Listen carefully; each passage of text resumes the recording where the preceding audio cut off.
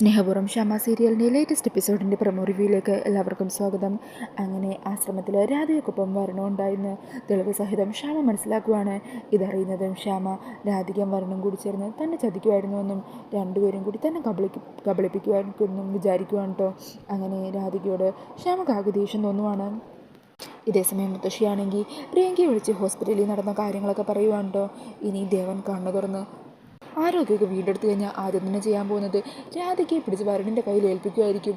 അതോടെ നീ നീക്കുമായിട്ട് കണിമംഗലത്തിൻ്റെ പുറത്താകും. അതൊക്കെ അങ്ങനെ ഓരോന്നൊക്കെ പറഞ്ഞ് മുത്തശ്ശി പ്രിയങ്കയെ ഇളക്കി വിടുവാണ്. പ്രിയങ്ക അങ്ങനെ അതെല്ലാം കേട്ട് ഹോസ്പിറ്റലിലേക്ക് എത്തുവാണ് കേട്ടോ. പ്രിയങ്ക എത്തി അവിടെ എത്തി രാധികയും വരുണിനെയും ഒന്നിച്ച് കാണുന്നതോടെ പ്രിയങ്ക വലിയ പ്രശ്നമൊക്കെ ഉണ്ടാക്കുവാണ്.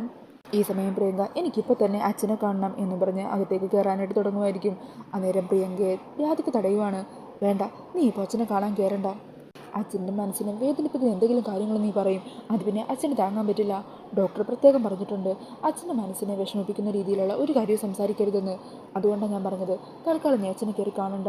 അത് കേൾക്കുന്നതും മുത്തശ്ശി രാധികയോട് ദേഷ്യപ്പെടണേ. രാധികയുടെ കൈ തട്ടി മാറ്റുവാട്ടോ. മുത്തശ്ശി, നീ ആരടി പ്രിയങ്കമോളെ തടയാനായിട്ട്? അതിനുള്ള എന്ത് അധികാരമുണ്ട് നിനക്കുള്ളത്? പ്രിയങ്കമോളുടെ കാര്യത്തിൽ ഇടപെടാൻ നിനക്ക് എന്താടി അവകാശം? അന്നേരം രാധിക അങ്ങ് പൊട്ടിത്തെറിക്കുവാണ്ടോ. ഒച്ചത്തിൽ അലറിക്കൊണ്ട് മുത്തശ്ശിയുടെ അരികിലേക്ക് വരുക. ഞാൻ ഇടപെടും, എൻ്റെ അച്ഛൻ്റെ കാര്യത്തിലും ഞാൻ ഇടപെട്ടിരിക്കും. എൻ്റെ അച്ഛനെ ദ്രോഹിക്കാനായിട്ട് ഇവളെന്നല്ല ആര് ശ്രമിച്ചാലും ഞാൻ അതിനെ തടഞ്ഞിരിക്കും. അന്നേരം പ്രിയങ്ക അങ്ങ് ദേഷ്യം വരുവാണ് കേട്ടോ.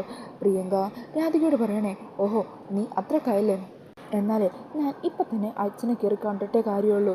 എൻ്റെ മനസ്സിലുള്ള എല്ലാ കാര്യങ്ങളും തുറന്നു ചോദിക്കും. അതിൻ്റെ പേരിൽ അച്ഛന് എന്ത് തന്നെ സംഭവിച്ചാലും എനിക്കൊരു കുഴപ്പമില്ല. അങ്ങനെ പറഞ്ഞ് ദേവനെക്കുറിച്ചും ഓരോന്നും മോശമായിട്ട് പറയുവാണ്ടോ പ്രിയങ്ക. അത് കേൾക്കുന്നതും രാധികയുടെ നിയന്ത്രണം വിടുവാണ്. രാധിക ദേഷ്യത്തിൽ പ്രിയങ്കയുടെ കാരണത്തിട്ട് പൊട്ടിക്കുവാണ്ടോ. ഇത് കണ്ട് വിശ്വസിക്കാനാവാതെ ഞെട്ടിലോടുകൂടി നിൽക്കുവാണ് യശോദയും മുത്തശ്ശിയും വരുണുമൊക്കെ. ഇനി രാധിക പ്രിയങ്കക്കും മുത്തശ്ശിക്കും മുമ്പിൽ പേടിച്ച് തല താഴ്ത്തി നിൽക്കില്ല. അവരെ ശക്തമായി നേരിടാൻ തന്നെയാണ് രാധിക തീരുമാനിച്ചിരിക്കുന്നത്. രാധികയുടെ ഈ ഭാവമാറ്റത്തിൽ ആകെ ഭയന്ന് വിറച്ച് നിൽക്കുവാണ് പ്രിയങ്കയും മുത്തശ്ശിയൊക്കെ. അപ്പോൾ എന്നാണെങ്കിലും നമുക്ക് ഈ ഒരു എപ്പിസോഡിനായിട്ട് കാത്തിരിക്കാം. ഈ ഒരു പ്രമോ റിവ്യൂ ഇഷ്ടമായിട്ടുണ്ടെങ്കിൽ മറക്കാതെ വീഡിയോ ഒന്ന് ലൈക്ക് ചെയ്യണേ.